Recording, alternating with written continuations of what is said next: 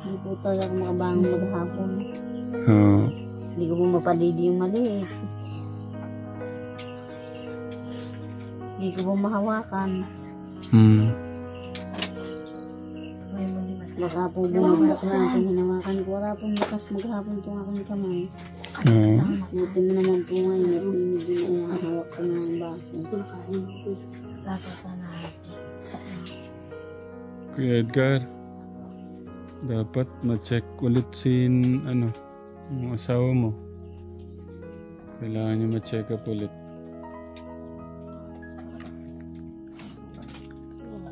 Gusto niyo ma-confine po kayo? Opo, at para po ako gumaling at maliit siya po yung aking anak. Ibig sabihin, iba po yung nararamdaman niyo po ngayon. Masasakit lang po ngayon yung aking mga binti. Tapos, hita, likod, dibdib, mga kamay po, tapos ulo. Kailan pa po yung ganyan, Nay? Kahapon lang po, nung andito po kayo kahapon, may tungkol na ako, hindi ko na may galaw yung aking kanang kamay. Pag wala po tungkol, tapos yung kaliwa, yung dalawang binti ko po, hindi ko na po makikibang.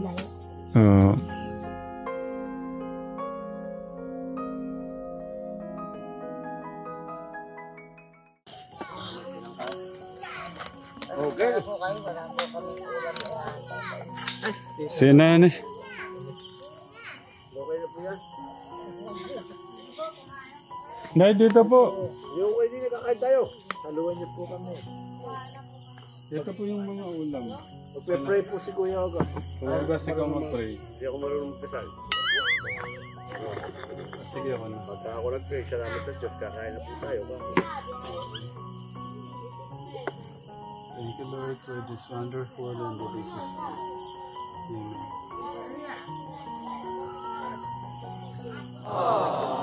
Amen. Mauna na kayo po. Hindi, ikaw na.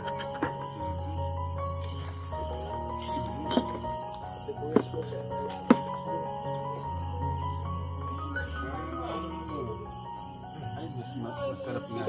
Umuyay na lang. Magkakalaw. Magkakalaw. Kakapobya ko sa'yo na yung kabakakit. Kain po tayo, Katekram. Ay, Kain nga po pala. tayo. Kain po, Katekram. Wala po po yung kape ko. Kinuha si Kuya Junior ng Isabay natin si Kuya Junior. Kaya.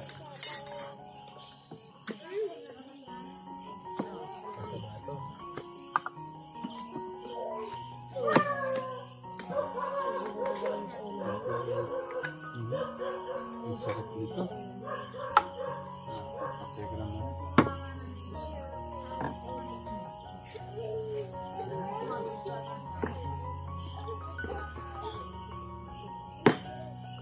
Taga-taga-isa po kaming disabog. Katekram. Kita ay sabon.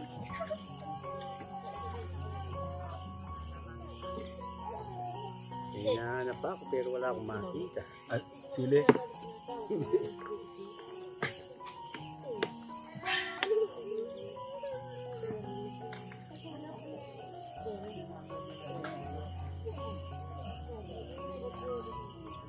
Pwede sabihin nyo naman sa kanila ano yung alam nyo sa sibuyas. Ang sibuyas ay pampalakas ng tuhod. Pampatibay sa pagod yan. Ito talaga. Pampalakas ng tuhod, pampatibay sa pagod. Hindi alam mo yun.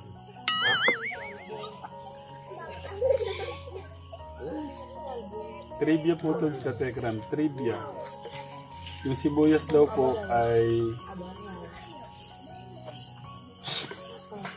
Ano yun, Tito Darius? Pampalakas po, pampahaba ng resistensya. Kaya ito, Katekram, parang ano natin, papapakin natin to. Wow!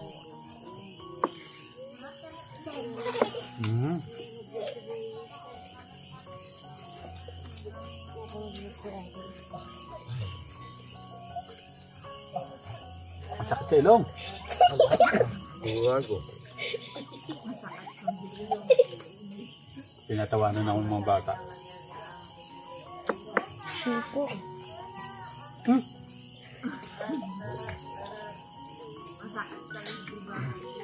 Ha? May nagpaparamdam ata doon. Ibang tarap-tarap daw, sabi ni nanay. Sasabayan kita nanay mamaya pagkakain, galingan mong sumayaw. Yung sa'yo, tarat tayo sa akin, giling-giling. Giling-giling. Ala, dito lang ako, bye. Kain kayo, baka pala. Kain kayo. Kain kayo. Dito. Bilal, kain kayo, Bilal. No.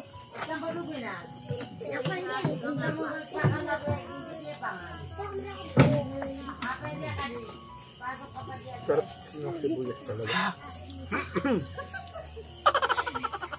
Hindi ko na kaya.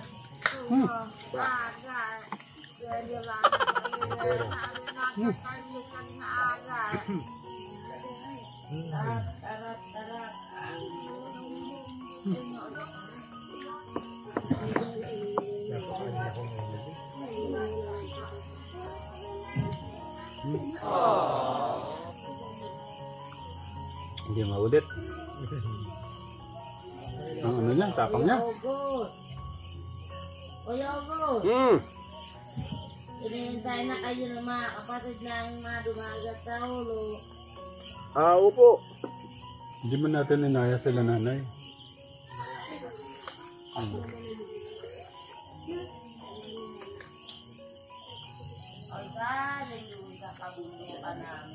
Masarap sana tuyo.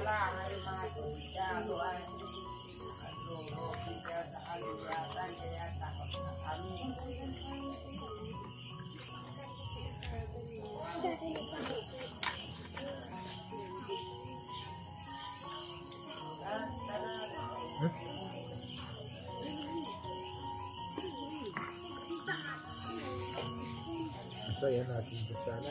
Ganyang oras. Sigurado. Ay nako. Laka naman tawa na kayo. Lulungkot na na. Kaya imagine ko.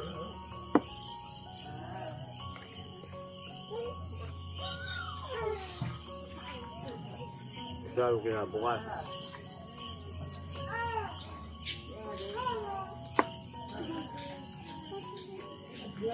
Kaya naman kami nung pati nga po.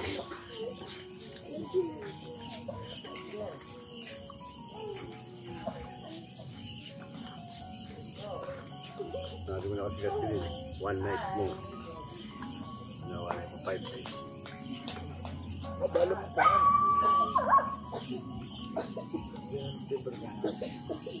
Ay, matigmay, pisaki eh. Na dapat yung sinabi. Yeah, magsisinungaling ako.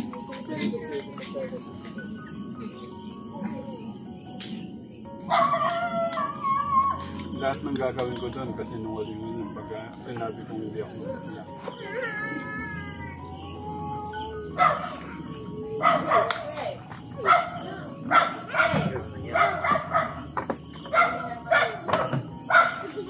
Pero ko bang nasi na? Kaya tanong ko po yan.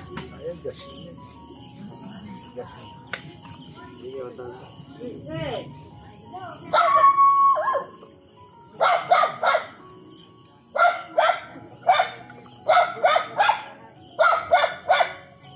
Paano kaya yung hangin na liwaya? Iwaya ba? Siguro pwede sa kaya tang agyo yun naman.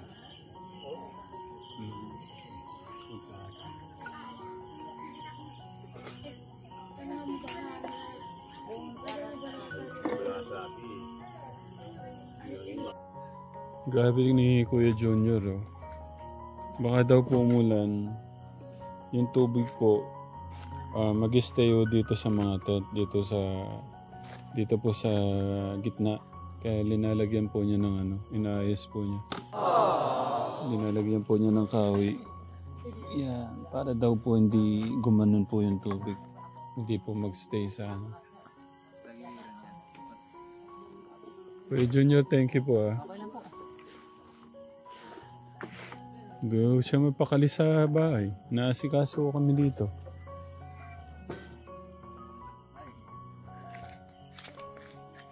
Anong oras na ba, Kuya Gos?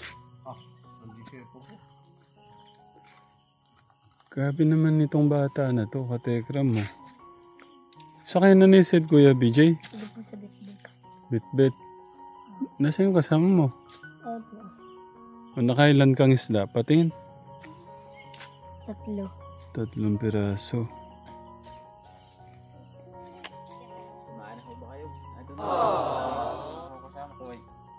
Kasama niyo siya.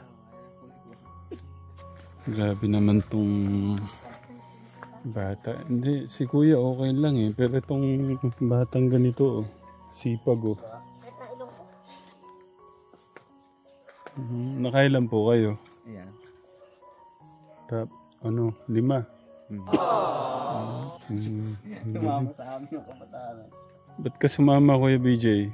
Para po may pangulam. Pangulam. Si Kuya, ngayon ko lang nakita si Kuya. Sinong mama mo, Kuya? Si Nanay Imelda po. Doon po sa taas. Yun sa'yo, nasaan nakuha mo? Wala po. Tapos sinama niya na po.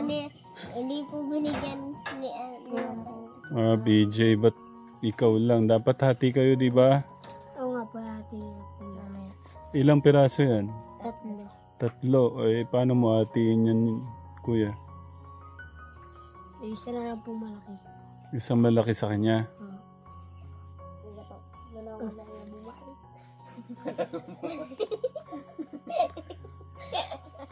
Ang sayo ng mga bata rito. Hindi pa ba kayo kumain, Kuya BJ? Merong ano doon. May tuna doon at saka ano. Kuya Gas. Penging ang ano doon. Di ba meron pang ano doon, tuna? Di yung mga tuna si Kuya BJ. Hindi pa daw kumain eh.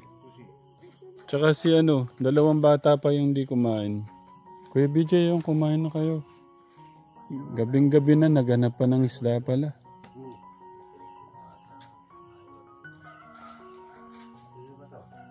Hindi yan.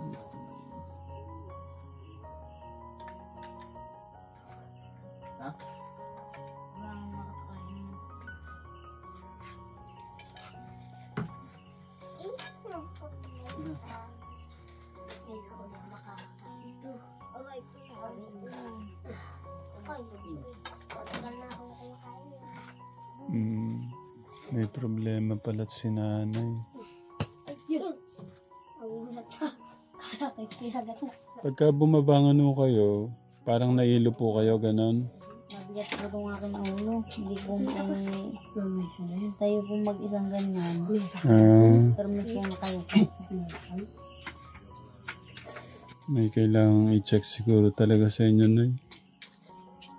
Hindi pa kabahan po kayo. Aking kaanak. Sige, Kuya. Thank you, Kuya BJ. Nagkarabahan ng aking asawa. Hindi po ako kakabahan. Ano po yun, Nay? Pag hindi po kabahan na itong aking mga anak, hindi po talaga ako makabangon maghapon. Hindi ko po mapadidi yung maliit. Hindi ko po mahawakan. Baka po bumagsak na aking hinawakan ko. Wala pong lakas maghapon itong aking kamay. Buti mo naman po ngayon at hindi na hawak ko na ang baso. Kuya Edgar, dapat ma-check ulit si yung asawa mo. Kailangan niya ma-check up ulit. Ano nga po yung sabi nun, Nay, nung nagpa-check up po kayo? Wala lang daw po ako vitamin. Vitamins. Hindi po ay naubos ka naman po yung vitamin. Wala pa rin pinagbabago.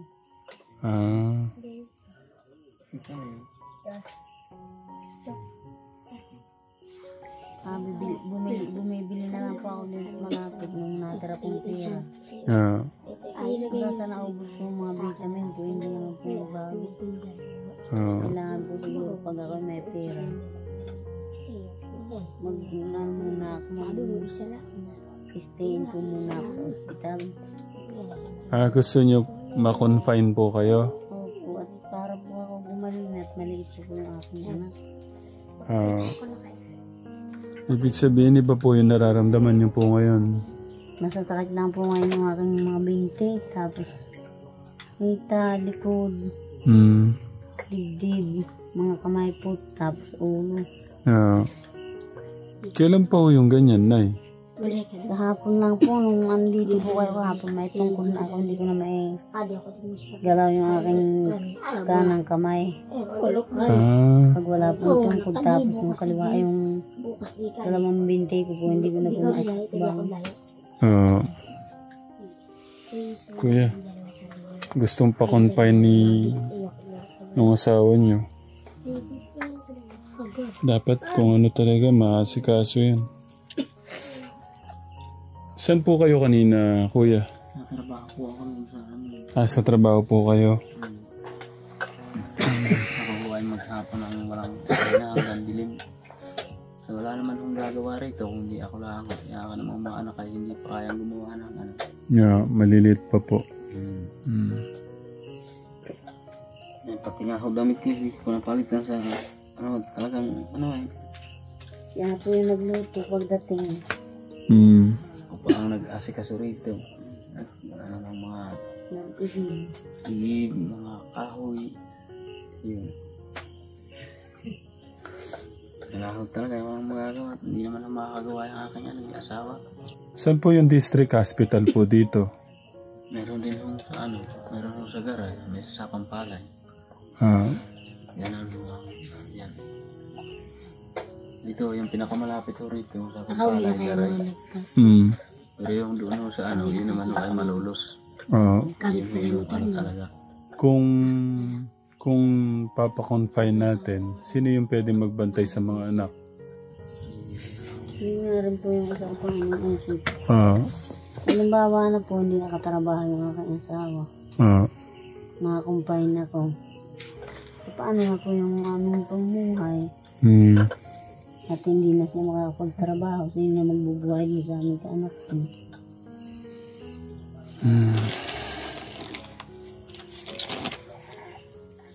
Pwede ko silang alagaan. Dito muna ako kung gusto nyo. Tapos, magbantay kayo sa asawa nyo.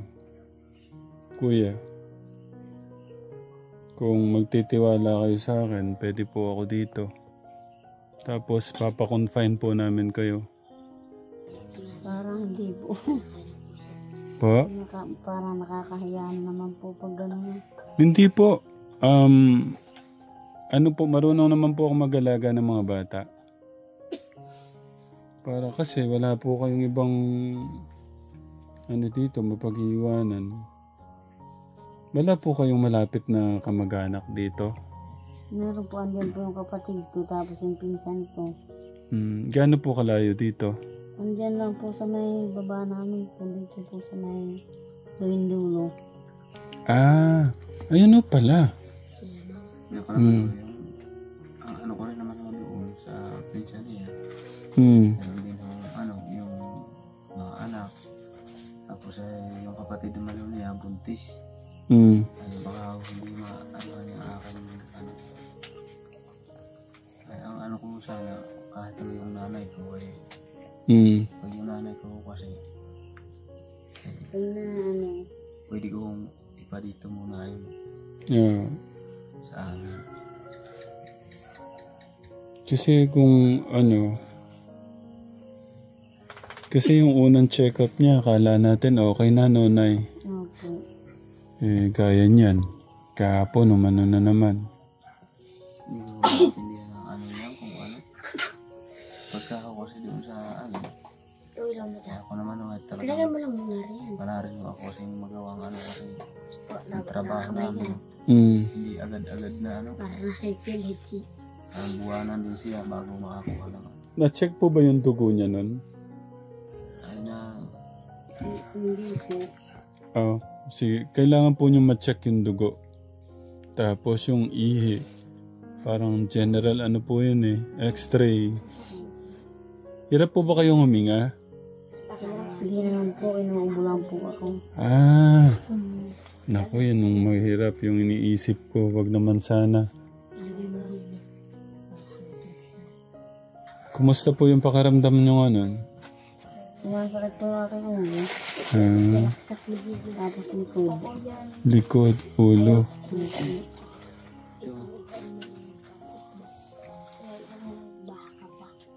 Ano po ba? Anong oras na po ba? Gusto nyo ba dalhin sa hospital ngayon? Akin mo sa'yo maliit. Wala naman po mapapag-iwanan dito sa mga bata. Ah, Bagay, baka sila ninian diyan. siya gusto niya talaga magpadala ng hospital ngayon. Kung ano, pwede naman po. Dalhin po namin sa hospital. May sasakyan naman. Yan sila ninian diyan ho. Kaya yung araw na yun. Baka kaila ano sila kaila libi. Doon na sila. Nasa rasi. Ibar din pala rin. Kasi po ulo, tapos likod. Opo. Ano yun? Hindi lang siya ulo, pati likod. Tapos po ito pong litig po dito, hindi ko may... Ah, Nakaganyan po ako, hindi ko na po mabago yung aking ulo. Parang mapakabigat na po dito sa ano. Pag wala pong tukod, hindi ko talaga may tatayo. no. Hindi ko pa naman dala yung pang-BP ko. Dapat talaga nakaredy yung pang-BP. Matindi na nga pong bawang ay pinaplas nila sa akin ay. Yeah. Kaya may bawang na po itong loob. Ano pong ano nyo? Ano pong pakaramdam nyo? Okay na lang po, makakahiga na ako mag-isa. Gusto daw po niyang gumaling kasi po yung mga bata, mga anak po ni nanay maliliit pa. Ayaw niyo po ba ng ano, yung parang sasabunutin po yung ulo niyo? Okay. Ayun kuya. Iyan mo yung ulo niya. Yung, alam mo yung ginaganon-ganon yung ulo. Nakaka-relax yun eh. Gawin niyo po. Maganda ho yun sa ano niya. Lagi ko lang ginagawa sa kanya yun eh. Lagi daw po palang ginagawa kay ano, kay ate. Para kung manhid na yung aking balat ay yung balat ko po sa ulo. Oo.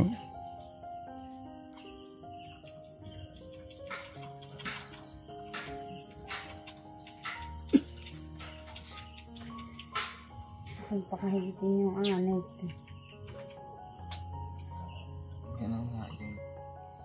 Nare-relax po ba kayo pagka inahatak ko yung buhok? Medyo okay po yung pakaramdam ko pag ginaganon. Gaano po niya kadalas ginagawa yan?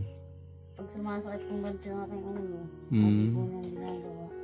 Ako din po pagka minsan nakakaramdam po ng ano, hinahatak-hatak ko lang po yung ano ko.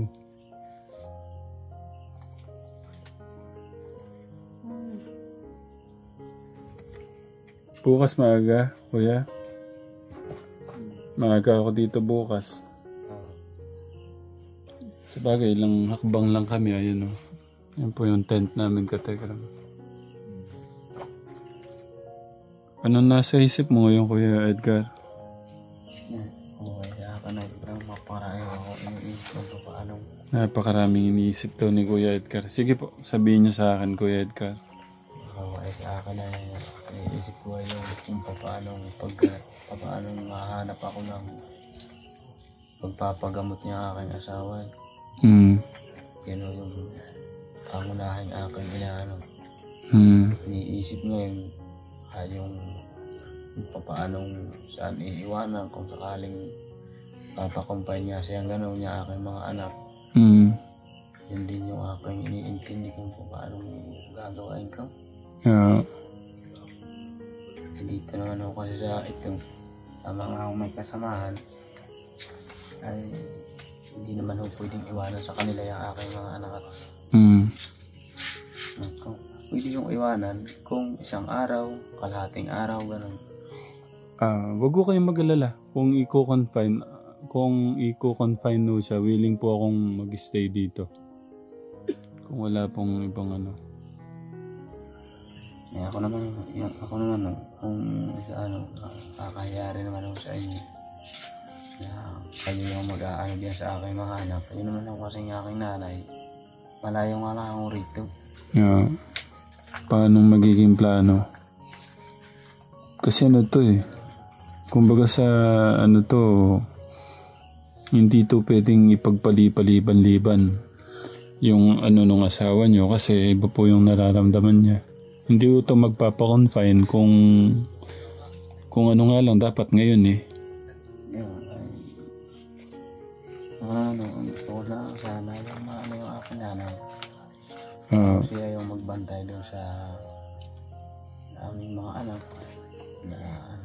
Yung hospital po, gaano kalayo dito? Yung ano po, district hospital no? Malapit lang ako dito yung mga mula rito, mga 2 oras. Okay. Ang mahalaga naman kuya, ma-check ko yung dapat i-check, yung dugo, yung ihi, x-ray, para mas malinaw po sa atin kung ano po yung nararamdaman niya. Ganun na lang, yung plano siguro bukas. Sa ngayon, pahinga ka muna. Anong oras na din? May 9 na ba o pasado na po? Mga 9 na po siguro, no? 9:34 na po pala. Samahan po namin kayo bukas. Pagkakain, tapos punta na ho tayo sa hospital. Pwede naman ho natin isama yung mga bata muna. Tapos, kung wala talaga magbabantay, dito ako. Ikaw, magbabantay ka sa asawa mo. Ayun, ganyan sila matulog dito.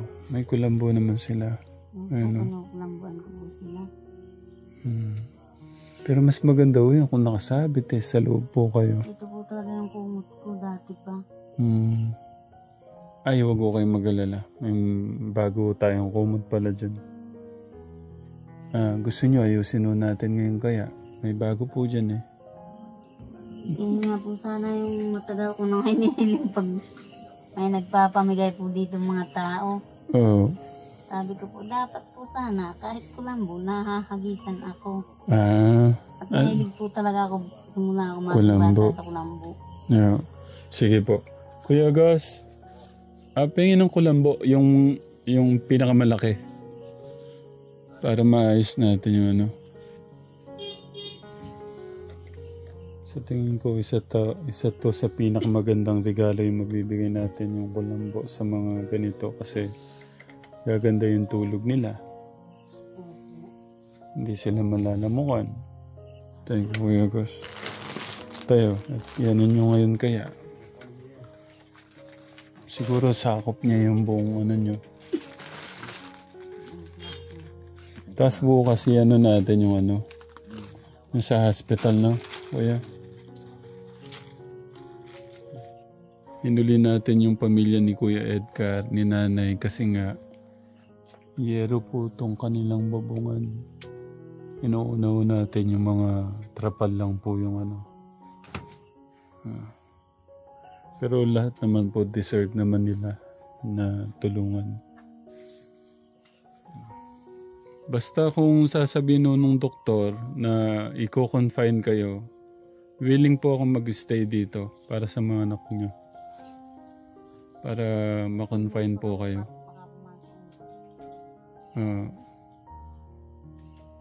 Ayun, ang laki katekram ng kulambo. Hanggang dito sa ano.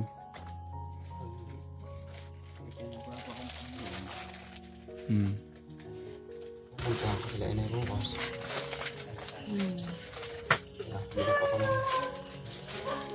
Gilap ako ng tirang pa. Hindi, meron kuya. Kuya Edgar, ako na. Meron naman Kuya Edgar, huwag kang mag-alala. Nakakahiya naman ako. Ay, Kuya Edgar.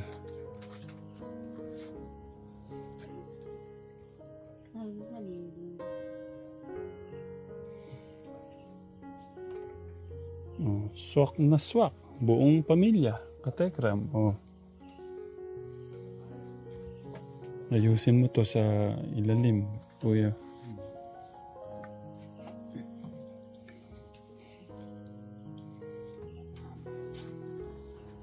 Naka-safety ka sa lamok niyan.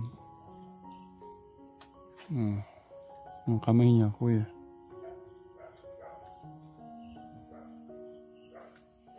Ayun. Ang ganda. Maaga nandito na kami, Kuya Edgar, ha? Para doon sa ano. Okay? Magpipray po bago matulog. Okay, sige po. Salamat po. Welcome po, Kuya Edgar. Sige po. Thank you po. Bukas na lang po, maaga.